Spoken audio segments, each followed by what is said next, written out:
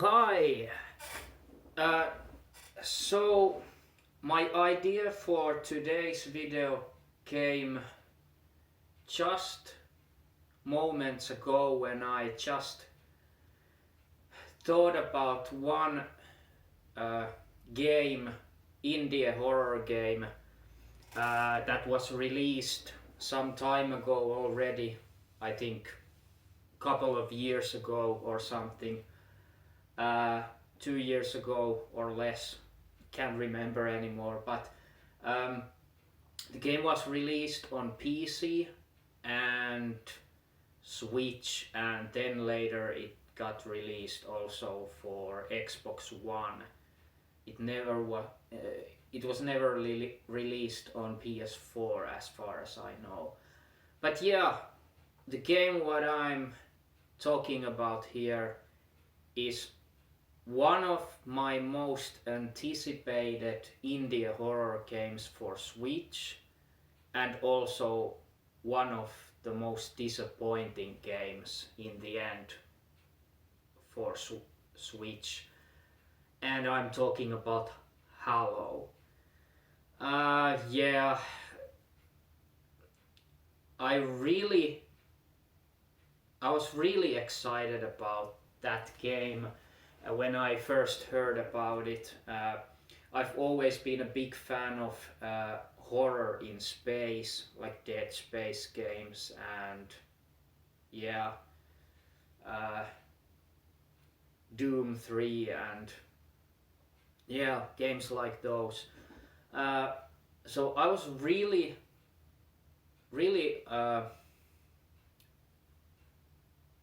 looking forward to Halo. Uh, and let me just uh, start from the good stuff about the game. Unfortunately, there's not much good to say about the game, but yeah, let's start from the good stuff. So, definitely the best thing about the Halo was the beginning of the game. Yeah, definitely. Um, Definitely was the beginning of the game. Uh, but that also was the reason, the beginning that was, for me, it was so strong, it became its curse also. So the game started you waking up in a space station uh, alone. There's nobody alive, at least uh, at first.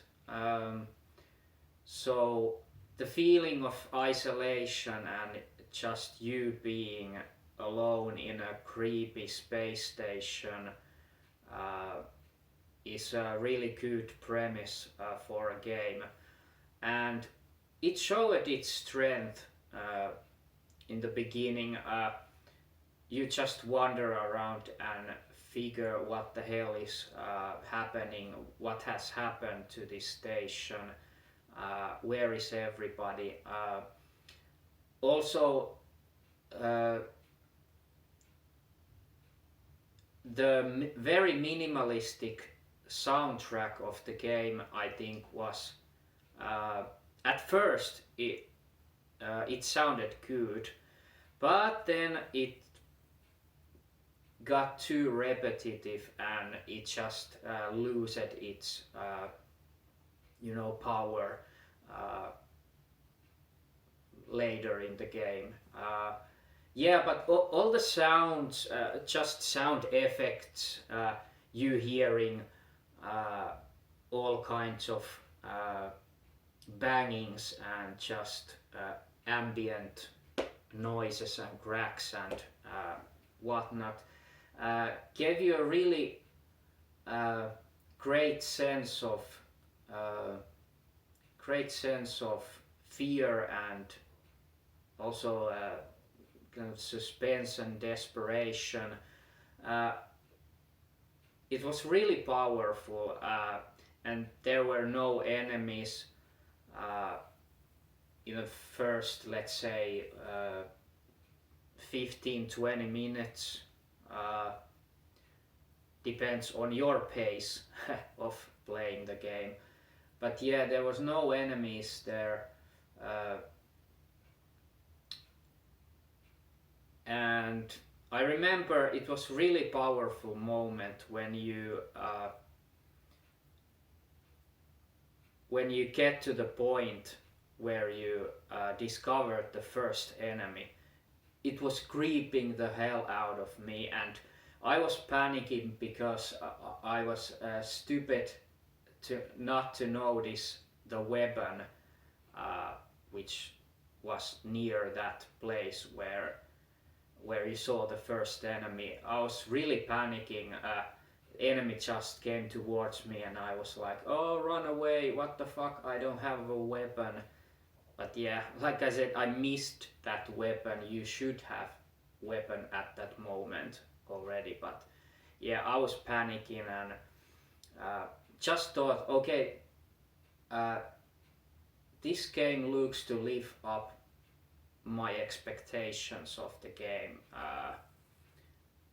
what I hoped for the game before the release. But yeah, unfortunately, that was pretty much the only good thing about the game was the beginning. Very, very quickly it became just too monotonous. Uh, Especially the combat were very, very clunky and just bad, just purely bad. Uh, and the enemies, yeah, most of them were there wasn't many enemy types, but I think a couple of enemies were kind of creepy. I liked the design of the few enemies. Yeah, but just the worst thing about this game was definitely the combat, and it just became so repetitive and just boring. Uh, and then the puzzles, I really didn't like most of the puzzles. There were a couple of good puzzles that were, kind of those logic puzzles.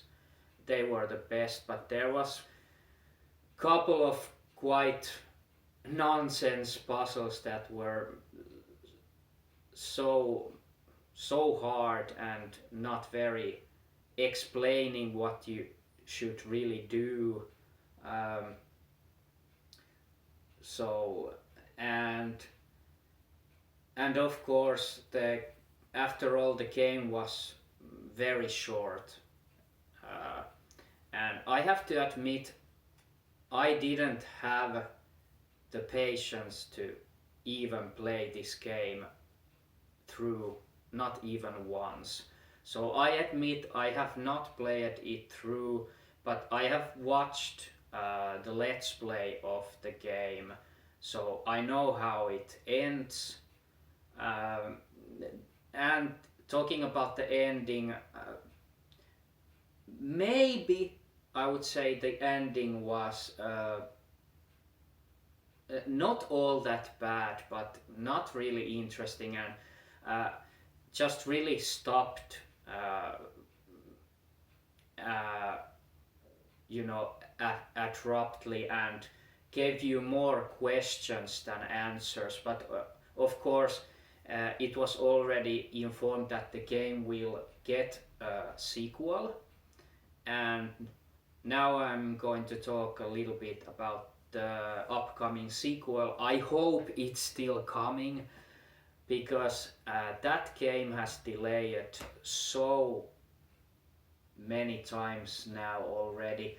I think the original release window was somewhere in the second half of last year, it never came. Months went on and we didn't see it. And I have been in contact with the devs a couple of times and have just asked when is the Halo 2 coming for the Switch, and they have already said that Halo 2 will be first released on Switch, unlike the first Halo. So it will be a kind of timed exclusive for Switch, but their only answer, and every time they have answered the same, the game is still in development, nothing more. So that gives me worries about the state of the game and why it takes so fucking long to do. I have a couple of ideas. From the first action trailer that was released almost a year ago already, showed that the sequel will be focusing much more on action, and from the look of the video, the action was actually pretty decent. It was pretty good compared to the horrible action on the first game. So I have my maybe they focused too much on the action. They just thought about, okay, we have to nail the action side of the sequel. That was the worst part of the first game. But then maybe they went too far on the action side of the game and just thought, okay, scrap this, let's start from the beginning. This is only a speculation, but let's start from the beginning and focus on the horror, because what I really want to see from Halo 2 is the suspense and horror that made the first one not so fucking terrible. It was one of those few lights on the game, but that just didn't really carry the game. So I'm really hoping that it focuses yet again on the horror and not so much on the action side. Of course, making the action more frequent on the sequel is not a bad thing, but don't just focus on the action, because it just loses the horror element of the game if it's too actiony. So yeah, I still don't know, and none of us really don't know what's the status of the Halo 2. Is it cancelled even? Has the devs got bankruptcy? We don't know. Or is it just taking much more time than they thought it would take? But I'm really hoping to hear more on the game, that when it's coming. So at the moment the release window, it just says 2020, not any specific than that. So yeah, I'm still kinda hopeful for the sequel, and I'm definitely going to purchase it day one. And I just hope I don't have to be so totally disappointed like in the first game. So yeah, I'll keep my thumbs up for the sequel when and if it hits the eShop one day. Yeah, that's about it. Just wanted to talk about this specific indie horror game that had its promise,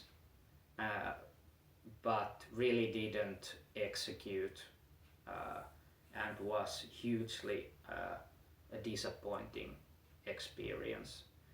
But yeah, that's it. Like I said, I really try to upload these videos more frequently, and I at least try to keep it that way. But yeah, let's see you on the next video, whatever it is, like always, and bye.